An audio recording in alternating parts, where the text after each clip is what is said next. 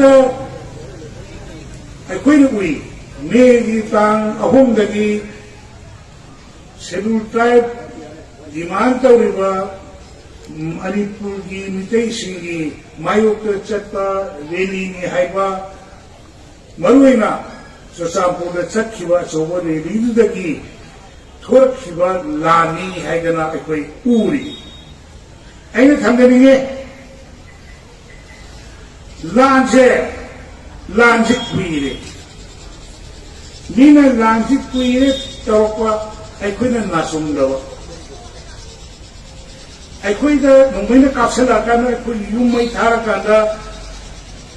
ꯑꯩꯈꯣꯏꯕꯨ ꯐꯨꯔꯒ ꯇꯥꯜꯂꯛꯑꯀꯥꯟꯗ ꯑꯩꯈꯣꯏ ꯌꯨꯝ ꯀꯩ ꯄ꯭ꯔꯣꯄꯔꯇꯤ ꯈꯨꯗꯤꯡꯃꯛ ꯃꯨꯜꯂꯀꯥꯟꯗ ꯇꯥꯜꯂꯛꯀꯥꯟꯗ ꯈꯛꯇꯅꯦꯕ ꯑꯩꯈꯣꯏꯅ ꯃꯤꯀꯞ ꯊꯣꯔꯛꯏꯁꯦ ꯑꯗꯨꯒꯤ ꯃꯃꯥꯡꯗꯗꯤ ꯑꯩꯈꯣꯏ ꯀꯨꯀꯤ ꯏꯆꯤꯜ ꯏꯅꯥꯎꯅꯤ ꯀꯥꯏꯅ ꯍꯥꯏꯗꯅ ꯑꯗꯨꯝ ꯂꯩꯌꯦꯕ ꯀꯨꯀꯤ ꯐꯣꯔꯦꯅꯔꯅꯤ ꯀꯥꯏꯅ ꯐꯦꯗꯔꯦꯁꯟ ꯍꯧꯅꯤꯅ ꯍꯥꯏꯕꯁꯦ ꯑꯩ ꯅꯣꯏ ꯃꯅꯤꯄꯨꯔꯒꯤ ꯏꯟꯇꯤꯒ꯭ꯔꯤꯇꯤ ꯊꯨꯒꯥꯏꯗꯧꯔꯦ ꯀꯥꯏꯅ ꯍꯥꯏꯔꯤꯕꯅꯤ ꯇꯥꯡ 3ꯒꯤ ꯃꯇꯨꯡꯗꯒꯤꯅꯦ ꯃꯤꯌꯥꯝꯅ ꯃꯤꯀꯞ ꯊꯣꯛꯂꯛꯏꯁꯦ ꯑꯩꯅ ꯊꯝꯖꯅꯤꯡꯉꯤꯁꯦ ꯀꯩꯅꯣ 2008ꯗ ꯃꯣꯏꯒꯤ ꯁꯨ ꯇꯧꯅꯈ꯭ꯔꯦ ꯁꯨ ꯇꯧꯅꯈ꯭ꯔꯀꯥꯟꯗ ꯃꯐꯝ ꯃꯅꯤꯄꯨꯔꯒꯤ ꯇꯝꯄꯥꯛꯀꯤ ꯑꯀꯣꯏꯕ ꯗ ꯂꯩꯔꯤꯕ ꯃꯐꯝ ꯑꯌꯥꯝꯕꯗ ꯂꯟꯅ ꯃꯣꯏꯒꯤ ꯁꯨ ꯀꯦꯝ ꯃꯌꯥꯝ ꯑꯃ ꯍꯥꯡꯉꯤ ꯁꯨ ꯀꯦꯝꯁꯤꯡꯗ ꯈꯨꯠꯂꯥꯏ ꯄꯩꯁꯜꯂꯤ ꯅꯍꯥꯔꯣꯜ ꯃꯌꯥꯝ ꯑꯃ ꯈꯣꯝꯖꯜꯂꯤ ꯅꯣꯡꯃꯩ ꯇ꯭ꯔꯦꯅꯤꯡ ꯇꯧꯏ ꯂꯥꯟꯒꯤ ꯁꯦꯝꯒꯠꯂꯤ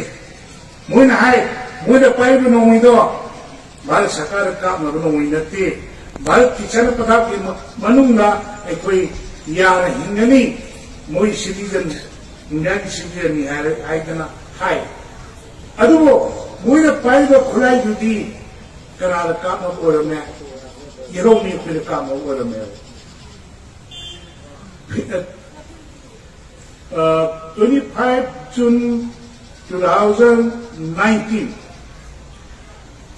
25 June 2019 दिल्ली अशोका होटल